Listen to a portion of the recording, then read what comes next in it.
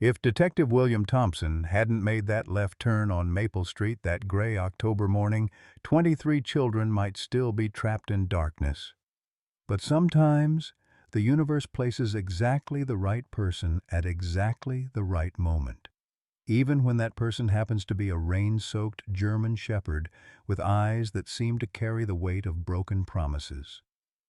Will's patrol car rolled to a stop, coffee cup frozen halfway to his lips. The dog wasn't just sitting there. It was positioned like a sentinel, amber eyes fixed on 1247 Maple Street with an intensity that made his chest tighten. This wasn't random. This was a message. Captain Maggie O'Sullivan's radio crackled to life across town, her pen clattering to the floor as Will's voice cut through the static. "I need backup at the old Morrison place. We've got a situation." The German shepherd hadn't moved in 72 hours. Martha's voice echoed in Will's memory. "Sometimes you have to trust what you can't understand." But Martha was gone 3 years now, and trusting his instincts had only brought him heartache.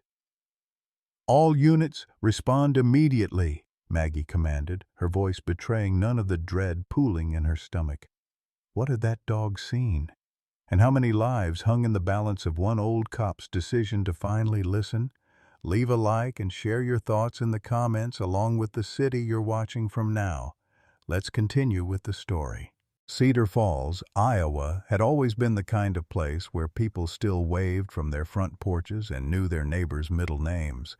Population 8,000, nestled between rolling cornfields that stretched to the horizon like golden ocean waves in late October.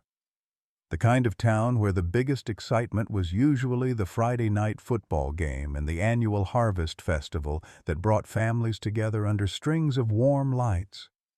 Detective William Thompson had called this place home for 62 years, walking the same tree-lined streets first as a boy delivering papers, then as a young officer eager to protect what mattered most.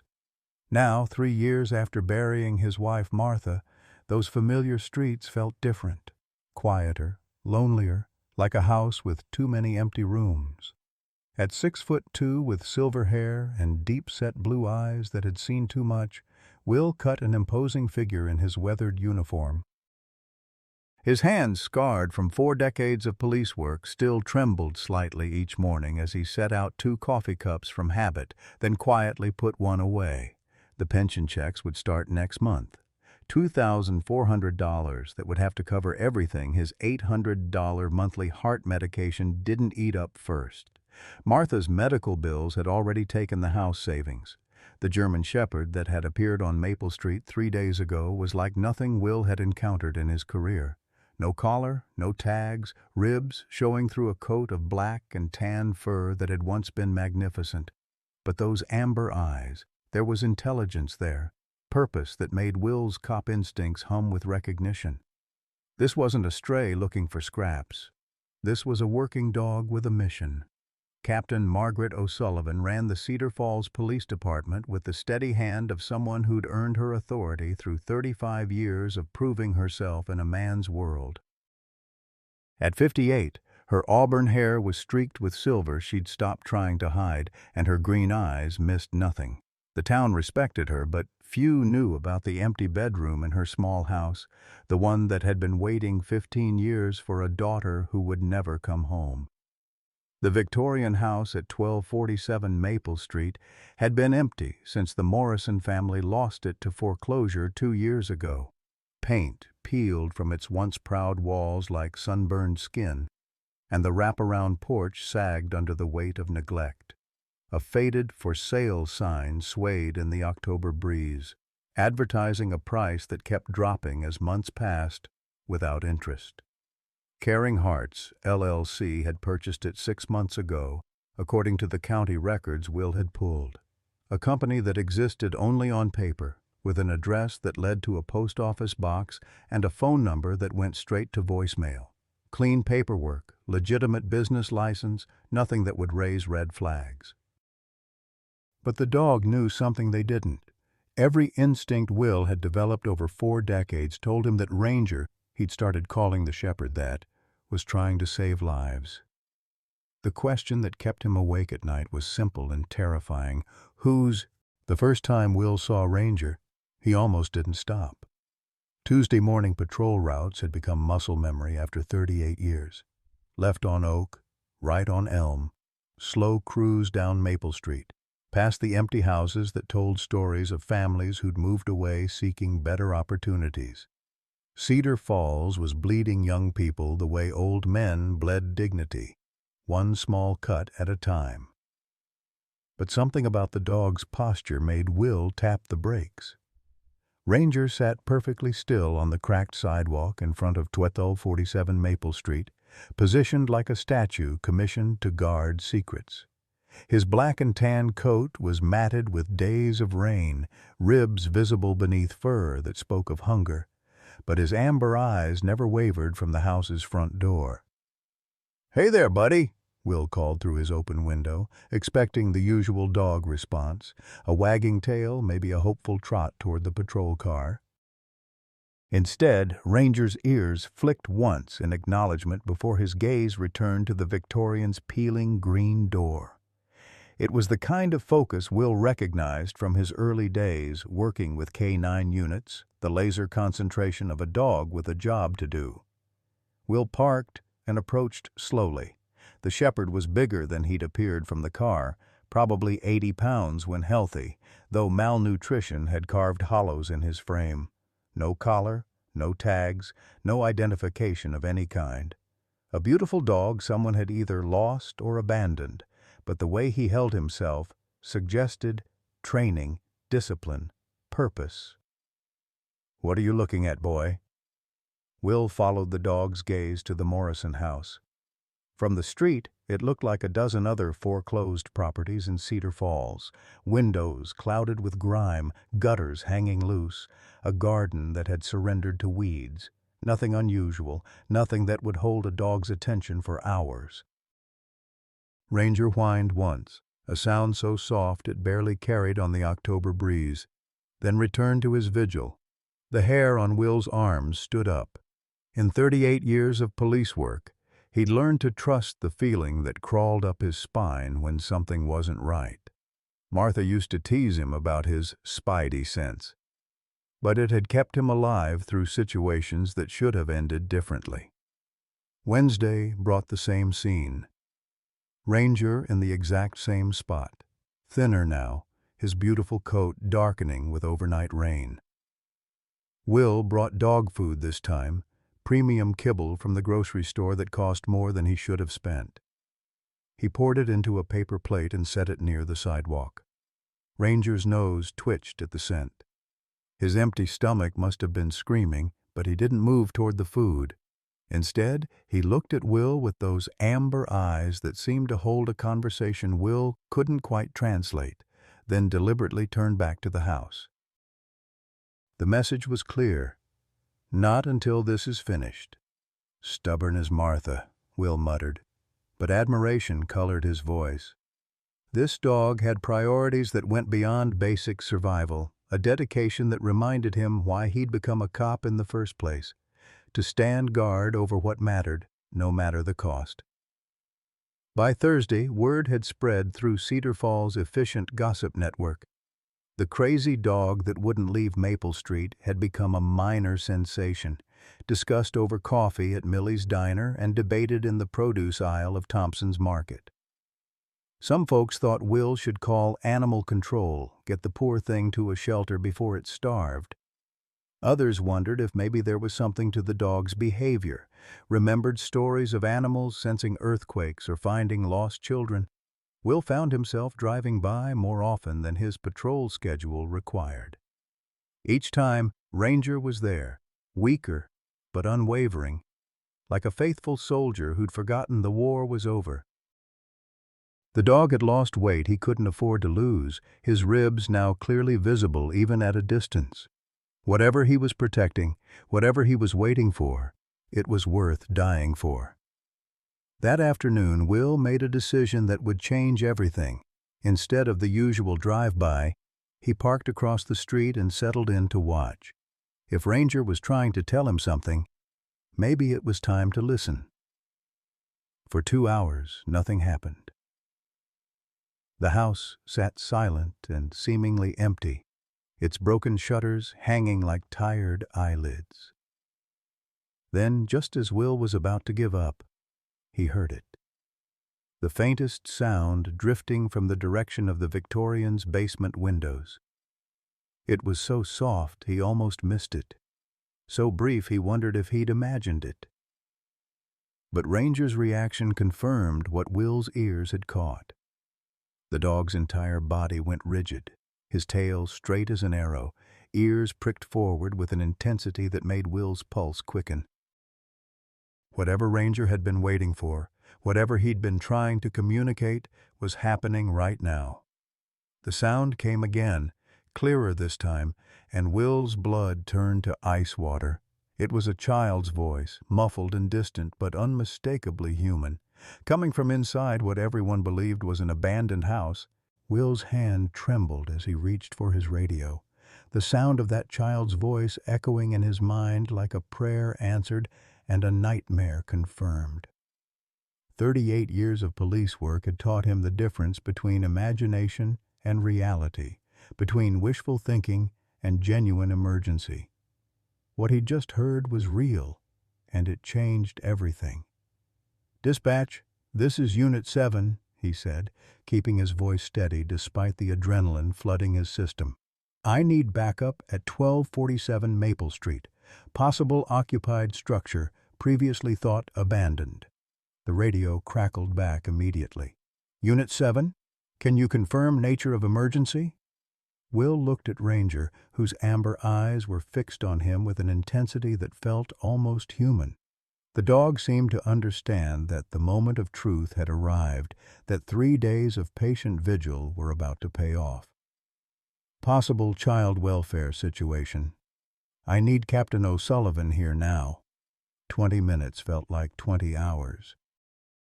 Will remained in his patrol car, windows down, straining to hear any sound from the Victorian house while keeping visual contact with Ranger. The dog hadn't moved from his post, but his body language had shifted from patient waiting to active alertness. Every few minutes, his ears would swivel toward the basement windows, confirming that Will hadn't imagined what he'd heard. When Maggie's patrol car rounded the corner, Will felt a mixture of relief and apprehension. Captain Margaret O'Sullivan had a reputation for being thorough, methodical, and absolutely unforgiving when it came to child safety. She was also practical enough to know that careers could be destroyed by false alarms and wild goose chases. "Thompson," she said, approaching his car with the measured stride of someone who'd learned to control her reactions. "Talk to me." "That dog's been sitting there for 3 days, Will began, nodding toward Ranger. "Won't eat, won't leave, just stares at that house." "I thought it was strange behavior, so I've been checking on him. About an hour ago, I heard a child's voice coming from inside the basement." Maggie's green eyes sharpened, but her expression remained neutral. "You're certain it was a child?" "As certain as I've ever been about anything in my career." Will met her gaze steadily. "Maggie, I know how this sounds. Crazy old cop loses his mind over a stray dog, but that animal knows something we don't, and there's a kid in that house." Before Maggie could respond, a silver sedan pulled up behind her patrol car. Dr. Jonathan Whitmore stepped out, his tall frame impeccably dressed despite the October chill. At 48, he cut an impressive figure in Cedar Falls. Respected child psychologist, community volunteer, the kind of man who showed up to town council meetings and church fundraisers with equal enthusiasm. "Officers," Dr. Whitmore said, approaching with a concerned smile.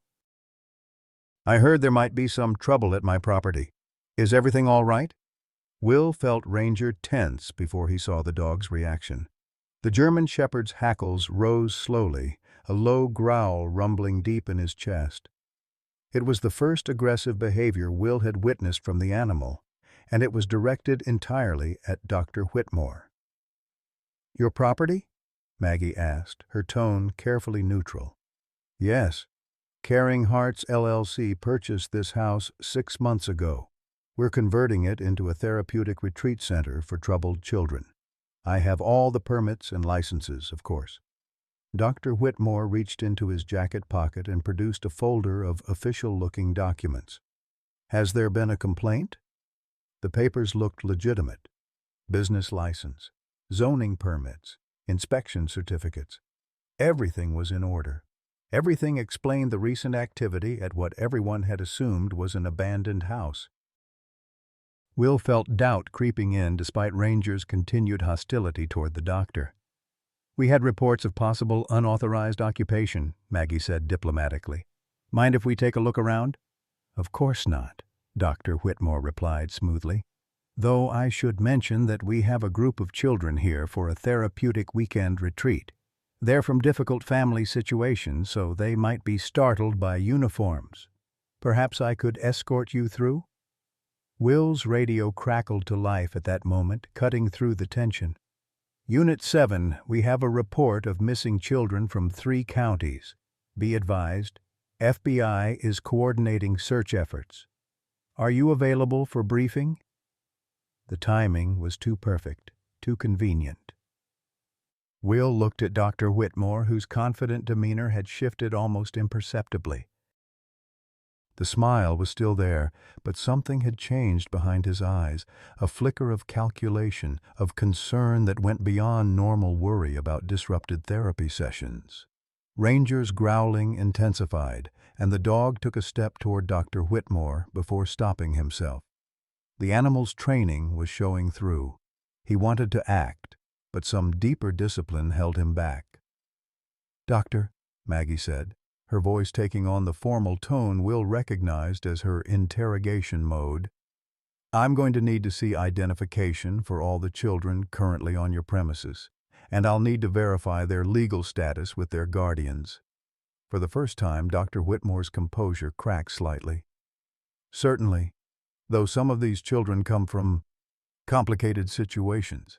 Their families may not be immediately available to confirm their whereabouts." Will's hand moved instinctively to his service weapon, not drawing it, but confirming its presence. 3 decades of police work had given him an ear for deception, and Dr. Whitmore's explanations were starting to sound rehearsed, too perfect, like answers prepared for questions he'd been expecting. "Sir," Will said, stepping closer, "we're going to need you to call those children out here so we can see them, right now." Dr. Whitmore's face went through a series of micro-expressions: surprise, calculation, resignation, and finally something that looked almost like relief. "Officers, I think there's been a misunderstanding. These children are here voluntarily with proper documentation. But if you insist on seeing them—" He never finished the sentence. From somewhere deep in the house came another sound. Not a single child's voice this time, but multiple voices, young and scared, calling for help. The sound was muffled but unmistakable, and it turned Will's blood to ice. Ranger barked once, sharp and commanding, then bolted toward the house. "Stop that dog!" Dr. Whitmore shouted, his carefully maintained composure shattering like glass. But Ranger was already at the Victorian's front door, pawing frantically at the weathered wood with the desperation of an animal who knew time was running out. Will drew his weapon in one fluid motion, 38 years of training taking over as his mind processed what was happening.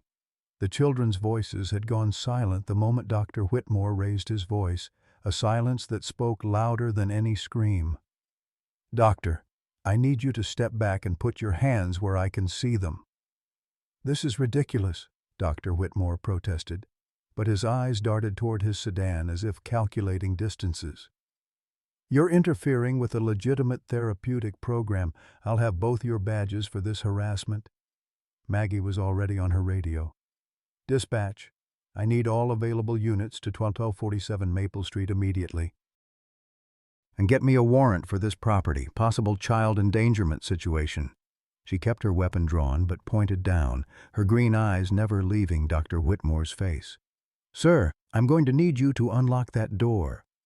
"I don't have the keys with me," Dr. Whitmore said, his voice taking on a wheedling quality that made Will's skin crawl. The property manager handles all the access, but I assure you, everything is completely legal. The children you heard are part of a crisis intervention program for at-risk youth. Ranger had stopped pawing at the door and was now sniffing along the foundation, his nose pressed to a basement window that sat just above ground level. The window was painted over from the inside, but fresh scratches in the paint suggested recent disturbance. The dog whined once, a sound so heartbroken it made Will's chest ache, then looked back at the officers with eyes that begged them to understand. "That window," Will said, pointing with his free hand. "Something's not right about it." Dr. Whitmore followed his gaze, and for just a moment his mask slipped completely. The concern and confusion were replaced by something cold and calculating, a look that belonged on the face of a predator caught in a trap. "Officers, I really must insist that you wait for proper authorization before—" The sound of multiple sirens cut through his protest. 3 patrol cars and an ambulance rounded the corner in quick succession, followed by a black SUV that Will recognized as belonging to the state police. Word had spread through the dispatch network faster than gossip at a church social, and every available unit in the county was converging on Maple Street. As the vehicles pulled up, Will noticed Dr. Whitmore's demeanor change again. The smooth professional was back, straightening his tie and preparing to charm his way out of whatever this was. But his eyes kept flicking to that basement window where Ranger maintained his vigil, and Will could see the wheels turning behind his practiced smile. "This is quite a show of force for a simple misunderstanding," Dr. Whitmore said as officers emerged from their vehicles. "I hope the county has good insurance for false arrest lawsuits." Detective Sarah Chen from the state police approached with the measured stride of someone who'd seen every kind of human evil and learned not to be surprised by any of it. "Captain O'Sullivan, we got your call. What's the situation?" "Possible child endangerment," Maggie replied tersely. "This gentleman claims to be running a therapeutic retreat, but we have reason to believe there may be missing children on the premises." Sarah's expression hardened. "Dr. Whitmore, I presume? We've been looking for you." The color drained from Dr. Whitmore's face. "I'm afraid there's been some mistake, Detective." "I'm a licensed child psychologist with an impeccable record. Whatever you think you know." "We know plenty," Sarah interrupted, pulling out a thick file folder. "Starting with the fact that your license was revoked in Michigan 3 years ago for inappropriate treatment methods. We also know that Caring Hearts LLC is a shell company with no legitimate business operations." Will felt pieces clicking into place like tumblers in a lock. The 2 perfect papers, the convenient explanations, the way Ranger had reacted with instant hostility. This wasn't a misunderstanding or a case of overzealous police work. This was exactly what every cop's instincts had been screaming. Something was very, very wrong. "You have the right to remain silent," Maggie began, but Dr. Whitmore was already moving. He lunged toward his sedan with surprising speed for a man his age, but he'd made a critical error in judgment. Ranger was faster, and the dog had been waiting for exactly this moment. The German Shepherd intercepted Dr. Whitmore 3 feet from his car door, not attacking, but blocking his path with 80 pounds of determined muscle, and the kind of training that didn't come from pet obedience classes. "Good boy," Will breathed, then louder. "Doctor, don't make this harder than it has to be." Surrounded by law enforcement and cut off from escape, Dr. Whitmore finally stopped pretending. The mask of professional concern fell away completely, revealing something desperate and broken underneath. "You don't understand," he said, his voice cracking. "They're safe here. I keep them safe from a world that would hurt them, that would steal their innocence and destroy their lives, just like it destroyed my Tommy's." The pain in his voice was real, raw with grief that had clearly festered for years. But it didn't change what he'd done, didn't excuse whatever was happening in that basement. Will had seen this before. Good people broken by tragedy, their love twisted into something unrecognizable. "Tommy?" Maggie asked, her training kicking in. "Keep him talking, establish rapport, find the key to unlock cooperation." "My son," Dr. Whitmore whispered, tears streaming down his face. 8 years old, killed by a drunk driver while riding his bike. The world took him from me, took my beautiful boy who never hurt anyone. But I learned from that tragedy. I learned how to protect other children from the same fate. Sarah stepped forward, her voice gentle but firm. By taking them from their families, by keeping them locked in a basement, by keeping them safe, Dr. Whitmore exploded. Do you know what these children come from? Broken homes, absent parents, lives filled with neglect and abuse. I gave them structure, safety, love. I gave them what their own families couldn't or wouldn't provide. Will felt sick to his stomach. He'd encountered this kind of rationalization before, the way people could convince themselves that their crimes were actually acts of mercy, but the children's voices they'd heard hadn't sounded grateful. They'd sounded terrified. "Doctor," he said, holstering his weapon and taking a step closer, "I need you to tell me how many children are in that house." Dr. Whitmore's composure crumbled completely. He sank to his knees on the cracked sidewalk, his hands covering his face as sobs racked his body. 23, he whispered. 23 beautiful children who needed someone to protect them. The number hit the assembled officers like a physical blow. 23 children, hidden in the basement of what everyone thought was an abandoned house, under the care of a man whose license had been revoked for inappropriate treatment. Will felt his heart hammering against his ribs, the stress triggering the irregular rhythm that his medication was supposed to control.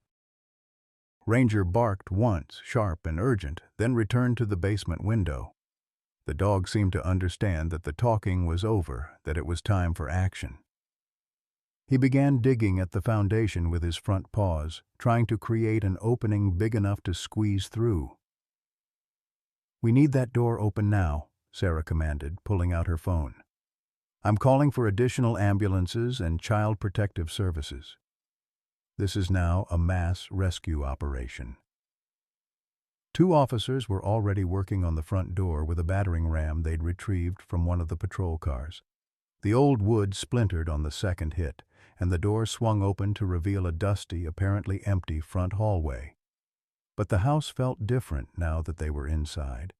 There was a heaviness to the air, a sense of hidden occupancy that made Will's skin crawl. Ranger pushed past the officers and headed straight for a door at the back of the hallway.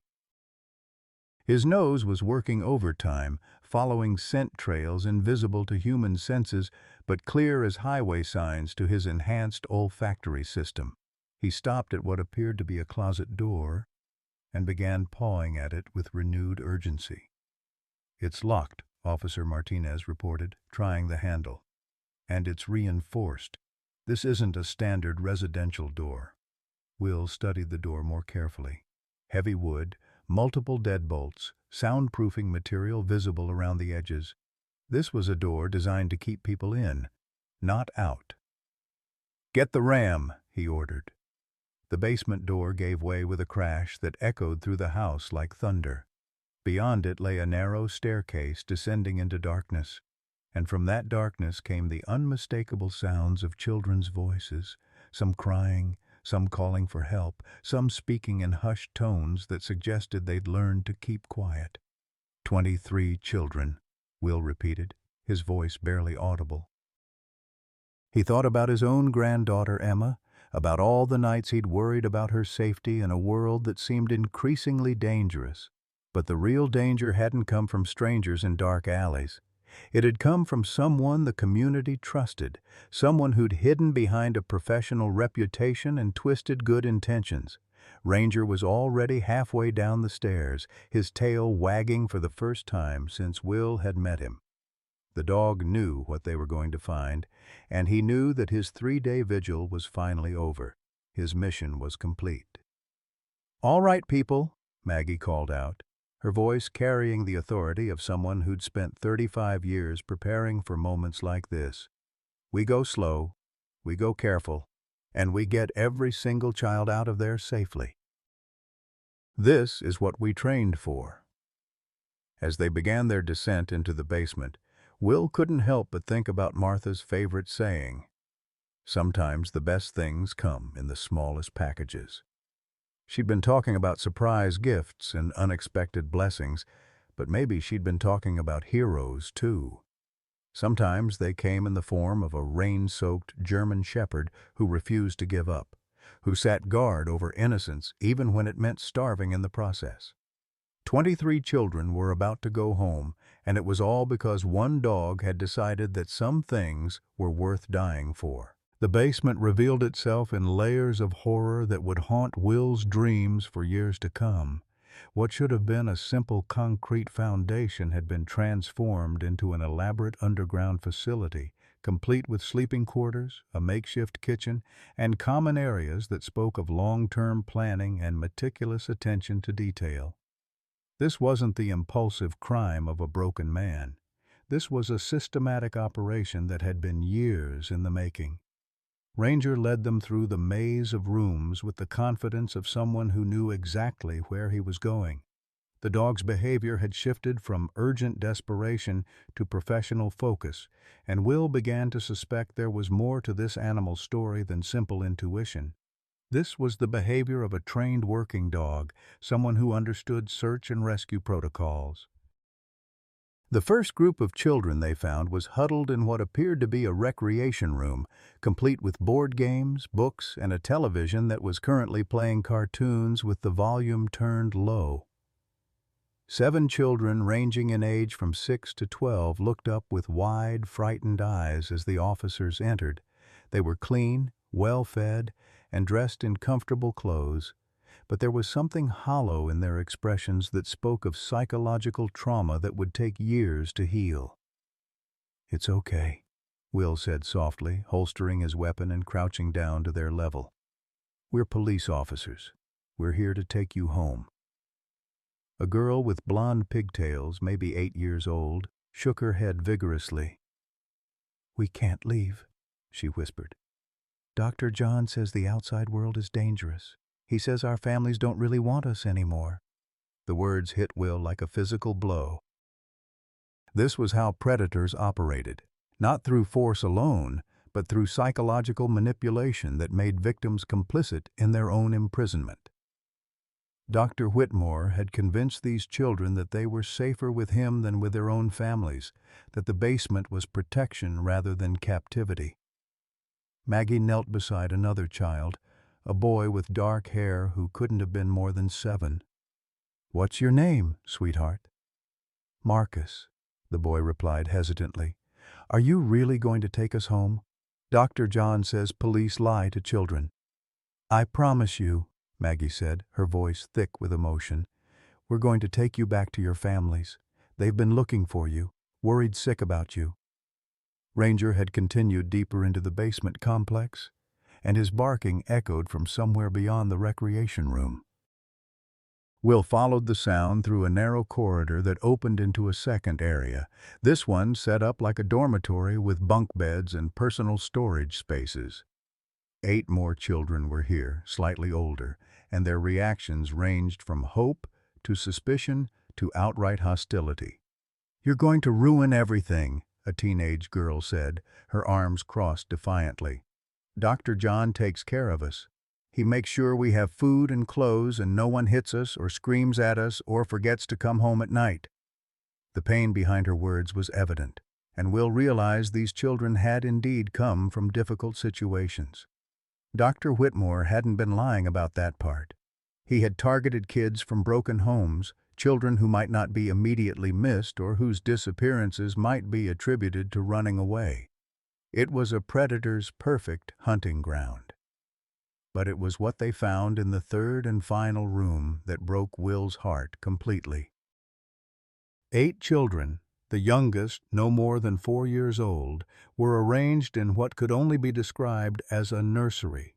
Cribs, toys, everything needed for long-term care of very young children. And sitting in the corner reading to a group of toddlers from a picture book about farm animals was a little girl with dark curls who made Will's breath catch in his throat. "Emma," he whispered, barely believing what he was seeing. His granddaughter looked up from the book, her brown eyes, so much like her grandmother Martha's, widening with recognition and confusion. "Grandpa Will? What are you doing here?" Emma Thompson, 8 years old, had been missing for 6 weeks. Will's son David had reported her disappearance to the police in the next county, claiming she'd run away after her parents' latest fight. The case had been handled as a routine runaway, one of thousands of children who disappear into America's foster care system or onto the streets every year. Will had tried to get involved in the search, but jurisdictional issues and his son's insistence that Emma would come home when she's ready had kept him on the sidelines. Now he understood why David hadn't seemed more concerned about his missing daughter. Emma hadn't run away. She'd been taken, manipulated into believing that leaving was her choice, convinced that the basement was safer than the chaos of her parents' failing marriage. "Emma, sweetheart," Will said, his voice breaking as he approached slowly, "I'm here to take you home." "But I can't leave the little ones," Emma protested, gesturing to the toddlers around her. "Dr. John says I'm their big sister now. They need me to take care of them." The manipulation was even more insidious than Will had realized. Dr. Whitmore hadn't just imprisoned these children, he'd given them roles, responsibilities, reasons to feel needed and important. Emma believed she was protecting the younger children, just as Dr. Whitmore believed he was protecting all of them from a dangerous world. Behind him, Will could hear the organized chaos of a major rescue operation getting underway. Additional officers had arrived along with paramedics, social workers, and representatives from Child Protective Services. Each child would need immediate medical evaluation, psychological assessment, and careful reunification with their families. Some would go home tonight. Others might spend weeks in protective custody while authorities sorted out their situations. Dr. Whitmore had been transported to the county jail, where he would await charges that would likely keep him imprisoned for the rest of his life. But the damage he'd done would last much longer than any prison sentence. 23 children would carry the psychological scars of their imprisonment for years to come, and their families would struggle to rebuild relationships that had been poisoned by manipulation and fear. "Grandpa," Emma said quietly, "is Daddy really worried about me? Dr. John said Daddy was happy I was gone because I caused too much trouble." Will knelt down and pulled his granddaughter into a hug that he'd been dreaming about for 6 weeks. "Your daddy has been sick with worry," he lied smoothly. The truth, that David had seemed almost relieved by Emma's disappearance, could wait until she was older and stronger. "Everyone has been looking for you, sweetheart. We never stopped believing we'd find you." As the rescue operation continued around them, Will found himself thinking about the strange chain of events that had led to this moment. If he hadn't decided to take that particular route on Tuesday morning, if Ranger hadn't appeared at exactly the right time, if the dog hadn't been stubborn enough to starve himself rather than abandon his post, how long would these children have remained hidden? Dr. Whitmore's operation had been sophisticated enough to avoid detection for months, possibly years. The children were healthy and cared for, which meant there were no obvious signs of abuse that might have triggered investigations. The house appeared abandoned from the outside, discouraging casual visitors. Without Ranger's intervention, the basement facility might have remained hidden indefinitely. Ranger himself was currently being examined by a veterinarian who'd been called to the scene. The dog was severely undernourished and dehydrated, but his vital signs were stable. More importantly, the vet had discovered a tattoo in the German Shepherd's ear. canine identification markings that indicated he was a trained police dog. "Detective Thompson," Officer Martinez called from across the room, "you need to see this." Will reluctantly left Emma in the care of a social worker and followed Martinez to a small office area that Dr. Whitmore had apparently used for record keeping. File cabinets lined the walls, filled with detailed documentation about each child, their backgrounds, family situations, psychological profiles, and daily observations. It was the kind of meticulous record-keeping that suggested long-term planning and systematic operation. But it was what they found in the bottom drawer of the largest filing cabinet that made Will's blood run cold. Photos, dozens of them, showing children who weren't among the 23 they'd rescued. Some of the photos were clearly older, dating back years, and some showed children who appeared to be in different locations entirely. "Detective Chen needs to see these immediately," Will said, his voice grim. "I think Dr. Whitmore's operation was bigger than just Cedar Falls." As if summoned by his words, Sarah Chen appeared in the doorway. Her expression was tense, and Will could see she was carrying a folder thick with official documents. "Thompson, we've got a problem. Dr. Whitmore has been operating under multiple identities in at least 6 different states. The FBI is taking over this investigation, and they think we've only found the tip of the iceberg." The implications were staggering. 23 children rescued tonight, but potentially hundreds more who had passed through Dr. Whitmore's various facilities over the years. Some might have been returned to families, some might have aged out of his system, and some— Will didn't want to think about what might have happened to some of them. But tonight, 23 children were going home. Tonight, families would be reunited with sons and daughters they thought they'd lost forever. And it was all because a rain-soaked German shepherd had refused to give up, had chosen to trust that humans would eventually listen to what he was trying to tell them. As Emma was loaded into an ambulance for medical evaluation, she looked back at Will with those brown eyes that reminded him so much of Martha. "Grandpa, will Ranger be okay?" Will looked across the street to where the German shepherd was being treated by the veterinarian. The dog was weak but alert, his amber eyes still holding that intelligence and purpose that had first caught Will's attention.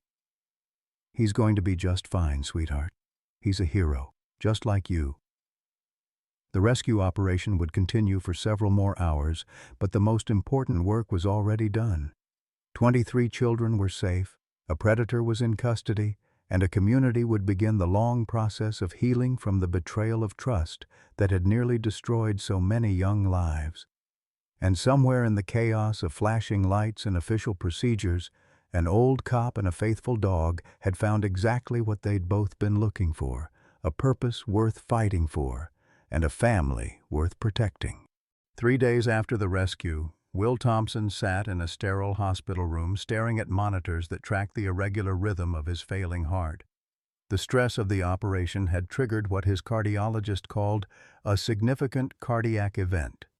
Doctors speak for the heart attack that had nearly killed him as the last child was carried out of Dr. Whitmore's basement prison. The irony wasn't lost on him.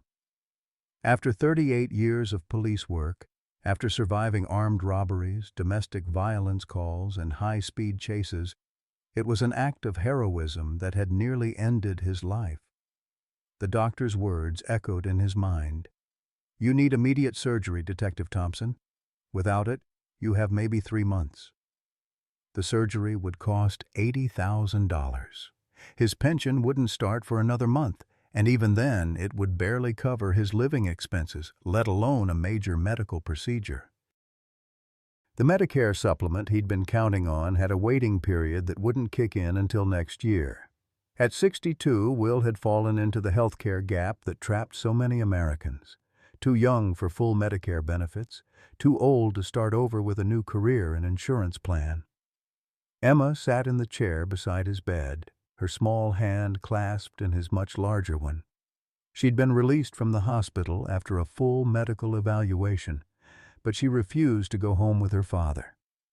David had shown up drunk to the reunion, making it clear that his concern for his missing daughter was more about avoiding legal trouble than genuine paternal love. Child Protective Services had granted Will temporary custody while they sorted out the family situation. "Grandpa," Emma said quietly, "are you going to die?" The question hung in the air between them like a prayer, waiting for an answer. Will had always been honest with Emma, even when the truth was difficult. She'd been through enough lies and manipulation in Dr. Whitmore's basement. She deserved honesty from the people who claimed to love her. "I don't know, sweetheart," he admitted. "My heart is pretty sick, and the medicine I need costs more money than I have." Emma was quiet for a long moment, processing this information with the terrible wisdom that trauma brings to children. "Is it because you saved us? Is your heart sick because you came to get us?" Will squeezed her hand gently. "If that's true, then it was worth it. Every heartbeat was worth making sure you and the other children got home safe."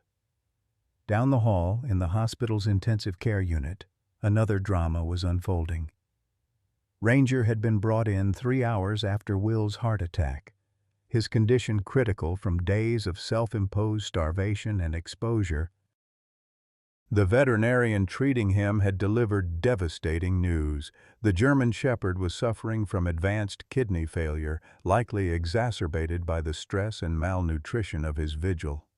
Dr. Susan Walsh, Cedar Falls' only veterinary specialist, had been blunt about the prognosis. "I can keep him comfortable for a few days, maybe a week, but his kidneys are shutting down, and at his age dialysis isn't really an option. I'm sorry."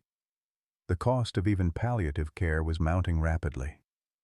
3 days of intensive veterinary treatment had already reached $2,000, money that Will didn't have and couldn't borrow. Worse yet, Ranger showed no signs of giving up the fight. The dog's eyes still held that determined spark, as if he knew his work wasn't finished yet. Maggie O'Sullivan had been a constant presence at the hospital, splitting her time between Will's room and updates on the ongoing investigation. The FBI had taken over the case, and what they were discovering painted an even darker picture of Dr. Whitmore's activities. "It goes back almost 10 years, she told Will during one of her visits. 6 different states, at least 80 children that we know of. Some were returned to families when they aged out or became too difficult to manage. Others—" She trailed off, leaving the implication hanging. "Others what, Maggie?" "Others just disappeared from the records. No documentation of where they went or what happened to them." Her voice was heavy with the weight of implications she didn't want to voice. "The FBI thinks there might be shallow graves we haven't found yet." The scope of Dr. Whitmore's crimes was staggering, but it was the personal betrayal that cut deepest. Cedar Falls was a community that prided itself on knowing its neighbors, on looking out for each other's children. Dr. Whitmore had exploited that trust, using his professional reputation and community standing to prey on the most vulnerable members of society. But the real tragedy was still unfolding in hospital rooms and family therapy sessions across 3 counties. Several of the rescued children were struggling with what psychologists called capture bonding, a psychological attachment to their captor that made them reluctant to fully embrace their freedom. Some begged to return to the basement, insisting they felt safer there than in the outside world Dr. Whitmore had taught them to fear. Emma was one of the success stories, relatively speaking. Her natural resilience and strong bond with Will had helped her process the trauma more quickly than some of the other children. But even she had nightmares, episodes of anxiety when she was separated from her grandfather for more than a few minutes. "The other kids," she told Will one afternoon, "some of them don't want to go home. Sarah says her mom hits her when she drinks, and Marcus says his dad left and never came back. Dr. John made us feel important, like we were part of a real family." It was the cruelest aspect of Dr. Whitmore's manipulation. He had indeed rescued these children from genuinely difficult situations, then used their vulnerability to justify his crimes. Some of the children had come from homes where neglect or abuse was a daily reality. Dr. Whitmore's basement, with its structure and false security, had genuinely felt safer than the chaos they'd left behind. The investigation had also revealed the systematic failures that had made Dr. Whitmore's crimes possible. Overwhelmed social services departments, understaffed police forces, and a fragmented system for tracking missing children had created gaps that a skilled predator could exploit. Children from different counties, different states, different jurisdictions, the lack of coordination had made it nearly impossible to see the pattern until it was too late. Public reaction had been swift and brutal. Cedar Falls found itself at the center of a media storm that threatened to define the community for generations. Property values plummeted as news crews descended on the quiet farming town. The tourism board's marketing slogan, "Cedar Falls, where family comes first," became an object of bitter irony on social media. But the worst was yet to come. On the fourth day after the rescue, Will was awakened by urgent voices in the hallway outside his room. Through his partially open door, he could see nurses rushing toward the elevator, their faces grim with purpose. Something was happening in another part of the hospital, something serious enough to mobilize the entire medical staff. 20 minutes later, Maggie appeared in his doorway, her face pale and drawn. She was accompanied by Dr. Walsh, the veterinarian who'd been treating Ranger, and her presence in the human hospital could only mean one thing. "Will," Maggie said softly, "I need to talk to you about Ranger." Emma looked up from her coloring book, sensing the gravity in the adults' voices. "Is he okay? Can we see him?" Dr. Walsh pulled up a chair beside Will's bed, her expression professional but kind. "Ranger's condition has deteriorated significantly over the past 24 hours. His kidneys are failing and he's no longer responding to treatment. I don't think he has much time left." The words hit Will like another heart attack. In just 4 days, Ranger had become more than a hero or a symbol. He'd become family. The dog had saved 23 children, had trusted Will enough to break his vigil and lead them into that basement, had literally starved himself to protect innocents he'd never met. "How long?" Will asked, his voice barely audible. "Hours, maybe less." "I'm sorry, Detective Thompson. I know how much he means to you and Emma." Emma had stopped coloring, her crayon suspended in mid-air as she processed what the adults were discussing. "He's dying because he saved us, isn't he?" The simple truth of her statement hung in the room like an accusation. Ranger was dying because he'd chosen duty over self-preservation, because he'd trusted that humans would eventually listen to what he was trying to tell them. He was dying because he'd been a hero when no one else had the courage to act. "Can we see him?" Emma asked again, her voice small but determined. "I want to tell him thank you." Will looked at Dr. Walsh, who nodded slowly. "I think that would be appropriate. But you should know, he's very weak. It might be frightening for a child to see him like this."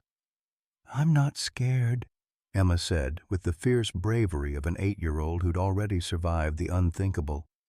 "Ranger wasn't scared when he saved us." "I won't be scared now." The veterinary clinic's intensive care unit was a cathedral of quiet machines and soft lighting, designed to provide comfort for animals in their final hours. Ranger lay on a padded table, connected to monitors that tracked his failing vital signs with electronic precision. His once magnificent coat had lost its luster, and his amber eyes, though still alert, held a weariness that spoke of a battle nearly lost. But when Emma entered the room, something miraculous happened. Ranger's tail moved, just a slight tremor against the blanket, but unmistakably intentional. His eyes focused on the little girl with an intensity that made Dr. Walsh catch her breath. "He knows you," she whispered. After everything he's been through, he still recognizes you." Emma approached the table slowly, her small hand reaching out to touch Ranger's head with the gentle reverence of someone saying goodbye to a beloved friend. "Hi, Ranger. It's me, Emma. I wanted to thank you for saving us." The dog's breathing, which had been labored and irregular, seemed to settle into a more peaceful rhythm. His eyes moved from Emma to Will, who had insisted on making the journey from his hospital bed despite his doctor's protests.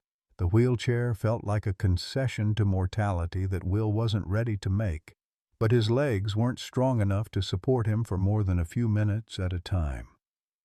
"You did good, boy," Will said, his voice thick with emotion. "You did real good."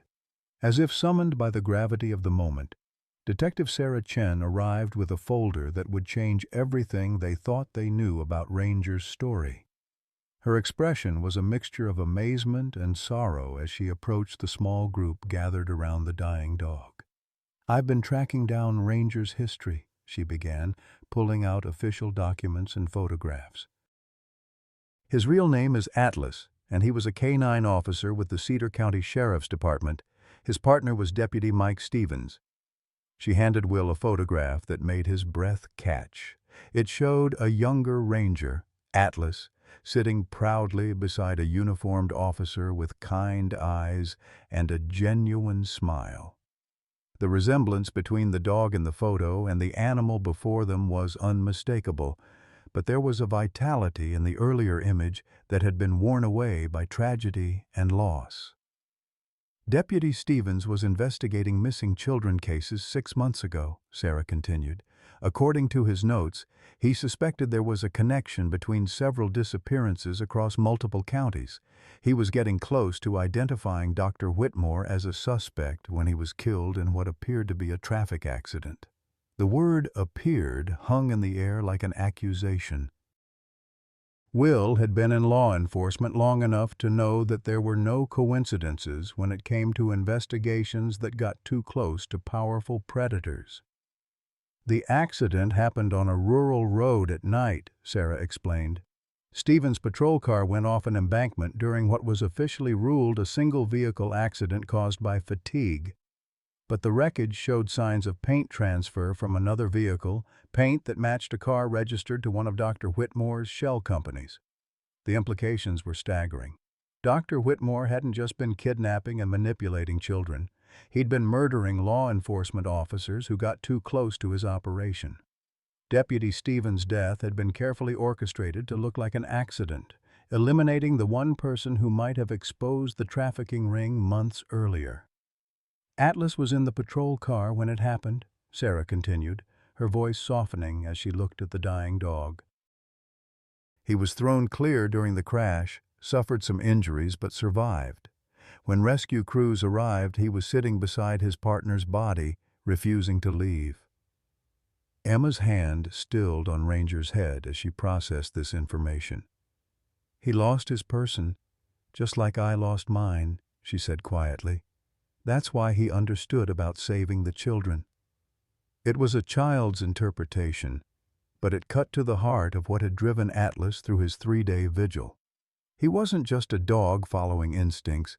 He was a partner continuing his deceased colleague's investigation using the only methods available to him. He'd tracked Dr. Whitmore to the house on Maple Street and waited for backup that he trusted would eventually arrive. Dr. Walsh checked the monitors, and her expression grew more concerned.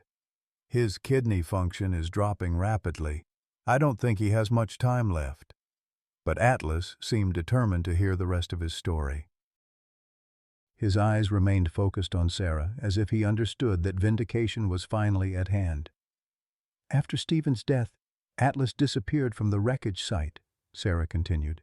"Search and rescue teams looked for him for days, but he'd vanished. Now we know where he went. He continued the investigation on his own.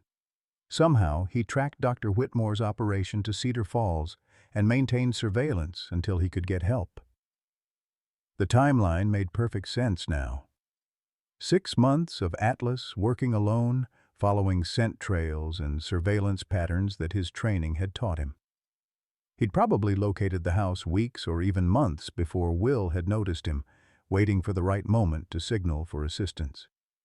"The paint evidence from Stevens's car crash?" Will asked. "Enough to reopen the case as a homicide investigation," Sarah confirmed. "Dr. Whitmore will face murder charges in addition to the kidnapping and trafficking counts." Atlas didn't just save 23 children, he solved his partner's murder. Emma leaned down close to Atlas's ear, her voice barely audible. "Your police person would be so proud of you. You finished his job. You caught the bad man." The dog's tail moved again, a weak but unmistakable wag that seemed to acknowledge her words. His breathing was becoming more labored, and the monitors were showing the irregular patterns that indicated systemic organ failure. But there was one more revelation that would transform tragedy into something approaching miracle. Maggie O'Sullivan arrived with news that she'd been hesitant to share until she was certain of the facts. Her expression was a mixture of exhaustion and hope as she joined the group around Atlas. "I've been working with the FBI on the financial investigation," she began. "Dr. Whitmore had been running his operation for almost a decade, and he'd accumulated significant assets through insurance fraud, identity theft, and what appears to be a human trafficking network that extended internationally." Will felt his heart rate spike, triggering alarms on his own medical monitors. "How much money are we talking about?" "Over $12 million in various accounts, properties, and investments. All of it is being seized as proceeds from criminal activity." Maggie's voice carried a note of satisfaction that came from seeing justice served. "But here's the important part. Under federal law, assets seized in trafficking cases can be used to compensate victims and support ongoing investigations." The implications were staggering. $12 million could fund medical treatment for all the rescued children, provide long-term therapy for trauma recovery, and support the families who'd been devastated by Dr. Whitmore's crimes. It could also cover Will's heart surgery and Atlas's medical care, though for the dog it might already be too late. "There's something else," Maggie continued, pulling out another document. "The FBI wants to establish a task force specifically focused on missing children cases involving predators who target vulnerable families. They want Will to head the program, and they want to use Atlas's investigation methods as a model for training other canine units." Emma looked up from where she'd been stroking Atlas's head. "Does that mean Ranger gets to be a police dog again?" Dr. Walsh checked the monitors one more time, her expression grave. "I'm afraid Atlas is too sick to work anymore, sweetheart. His kidneys are failing, and even if we could treat that, the damage to his body from the stress and malnutrition is too extensive." But as if responding to the conversation about his future, Atlas lifted his head slightly and looked directly at Will. The amber eyes that had first caught the detective's attention on Maple Street held a clarity that transcended his physical condition. There was intelligence there, and purpose, and something that looked remarkably like hope. "What if," Will said slowly, an idea forming that seemed impossible but somehow inevitable. "What if we're thinking about this wrong? What if Atlas isn't dying? What if he's just waiting?" Dr. Walsh frowned. "Waiting for what?" "For us to understand what he needs." Will leaned forward in his wheelchair, his own medical concerns forgotten. "He's a working dog. His partner died. His case was left unsolved, and he couldn't rest until he'd finished the job. Now the job is done. Dr. Whitmore is in custody, the children are safe, and Stevens' murder will be prosecuted. Maybe Atlas can finally let go." Emma's eyes filled with tears, but she continued stroking the dog's head with gentle determination. "Is that true, Ranger? Did you stay alive just long enough to make sure everyone was safe?" As if answering her question, Atlas closed his eyes and exhaled slowly. The monitors showed his heart rate stabilizing, his breathing becoming more regular and peaceful. For the first time in months, the dog looked truly relaxed. Dr. Walsh watched the readings with professional amazement. "I've never seen anything like this. It's as if he was holding on through sheer will, and now he's allowing himself to rest." Outside the veterinary clinic, news crews were gathering for what they expected would be the final chapter of the story that had captivated the nation. The heroic dog who'd saved 23 children was dying, and the public wanted to witness his passage from life to legend.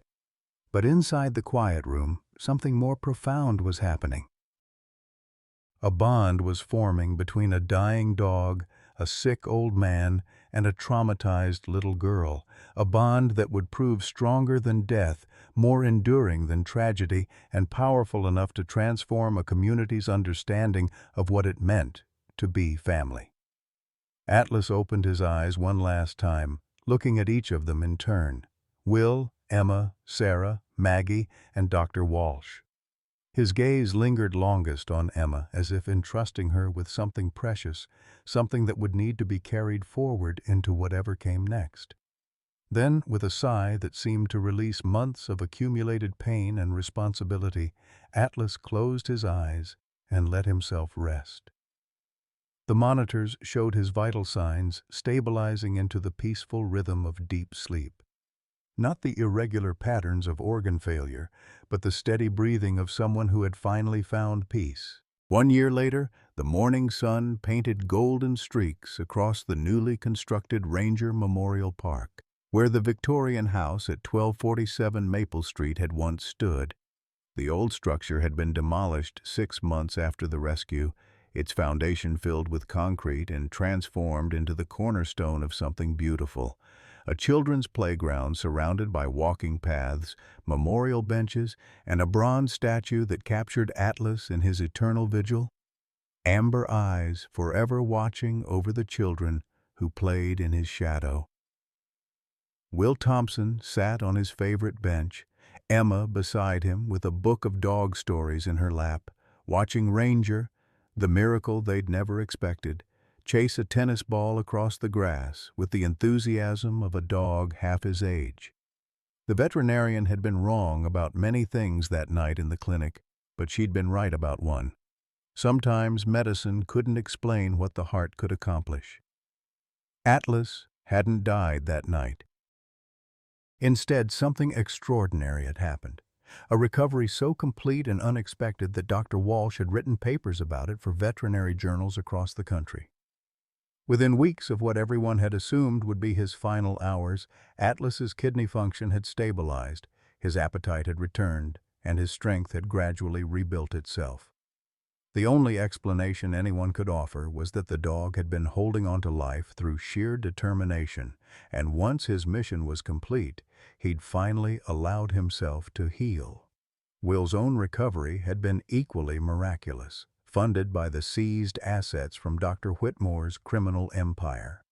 The heart surgery had been successful beyond all expectations, and at 63, he found himself healthier than he'd been in years. The stress that had been slowly killing him, the loneliness, the sense of purposelessness that had followed Martha's death, had been replaced by something he'd never expected to find again: family.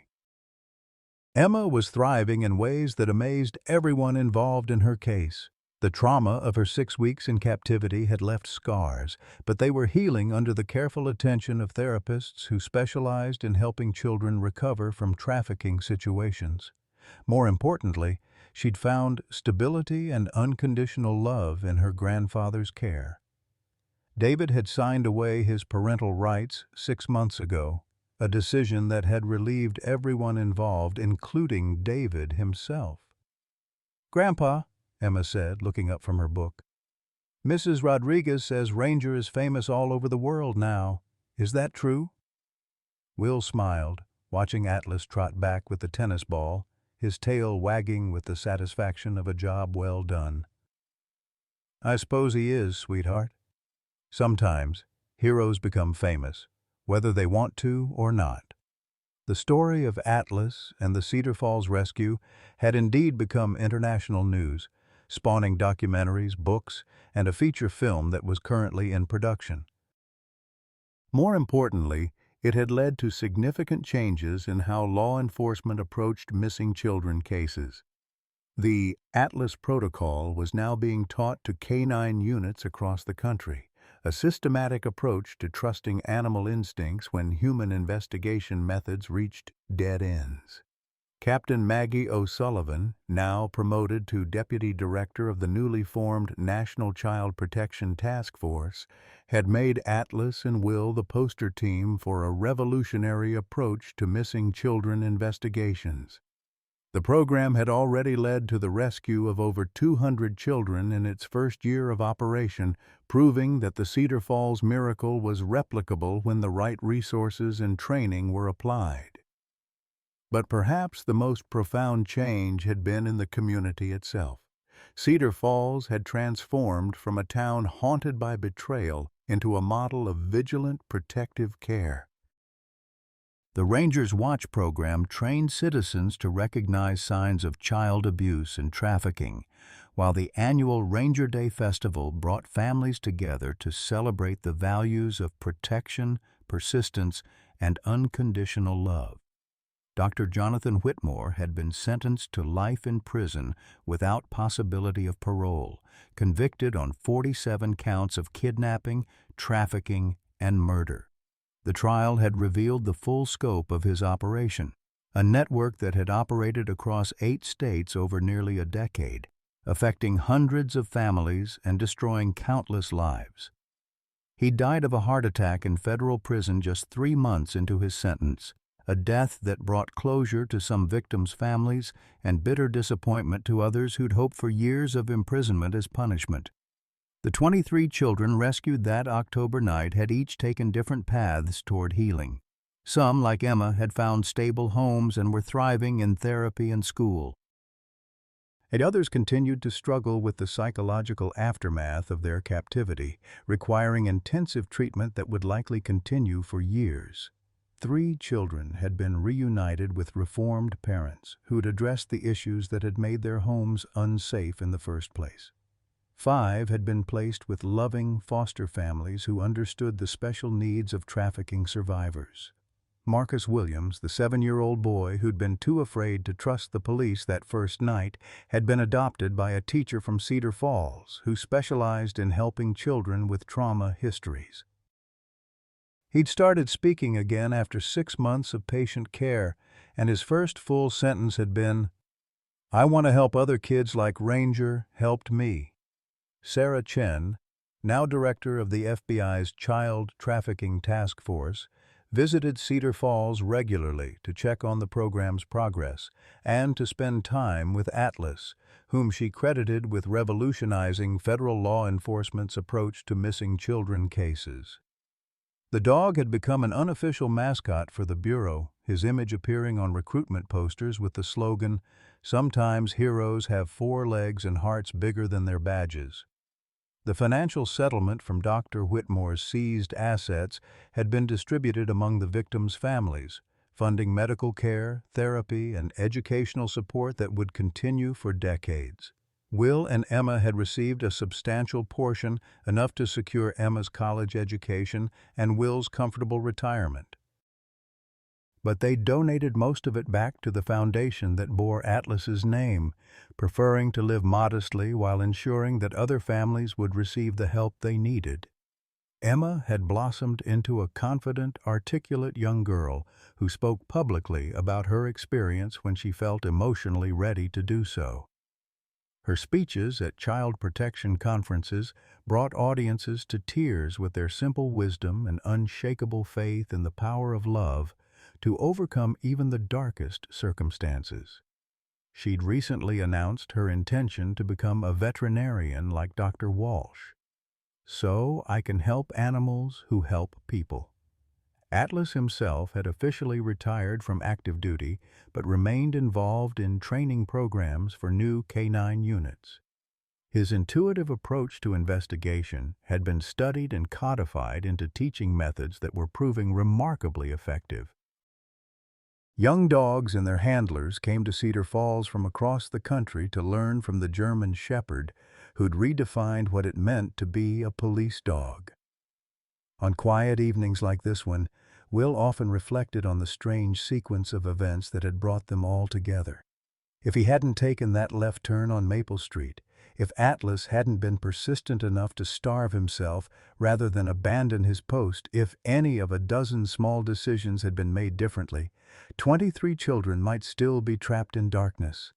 But perhaps most remarkably, he'd found something he'd never expected after Martha's death: a second chance at happiness. Emma filled his house with laughter and purpose, while Atlas provided the companionship and loyalty that made each day worth living. They'd become an unconventional family: a widowed grandfather, a traumatized little girl, and a heroic dog. But they'd proven that love could transcend any definition of normal. As the sun began to set over Cedar Falls, painting the sky in shades of orange and pink that reminded Will of Martha's favorite autumn flowers, Emma closed her book and leaned against his shoulder. Atlas trotted over and sat at their feet, his amber eyes scanning the playground with the same vigilant attention he'd once focused on 1247 Maple Street. "I love you, Grandpa," Emma said quietly. "I love you too, sweetheart," Will replied, his arm tightening around her small shoulders. "And I love our ranger." Atlas looked up at the sound of his name, his tail wagging slowly in acknowledgement.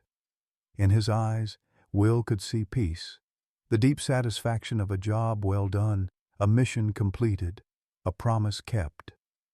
The dog had saved 23 children, solved his partner's murder, and created a family that would love and protect him for the rest of his days. Sometimes, Will thought as they sat together in the gathering twilight, miracles came disguised as ordinary moments: a child reading beside her grandfather, a dog content to rest after a lifetime of service, a community learning to trust in the power of persistence and love. Sometimes the greatest miracles come disguised as ordinary moments, like the bond between a widowed grandfather, a rescued granddaughter, and a heroic German shepherd who refused to give up. Will Thompson thought his purpose ended when Martha passed away, that at 62 his best days were behind him. But Atlas showed him that second chances don't have expiration dates, and that family isn't always what we expect. Sometimes it's what finds us when we need it most. For those of you who've felt the ache of empty nest syndrome, who wonder if your most meaningful years are over, or who've questioned whether you still have something valuable to contribute, this story is for you. Like Will, you may have decades of wisdom, experience, and love left to give. Emma found safety in her grandfather's care, not despite his age, but because of it. His life experience, his patience, his understanding of what truly matters. These weren't signs of being past his prime. They were exactly what a traumatized child needed. The lesson Atlas teaches us is simple. It's never too late to answer the call to protect, to serve, to love unconditionally. Your next chapter might be your most important one yet. Questions for you.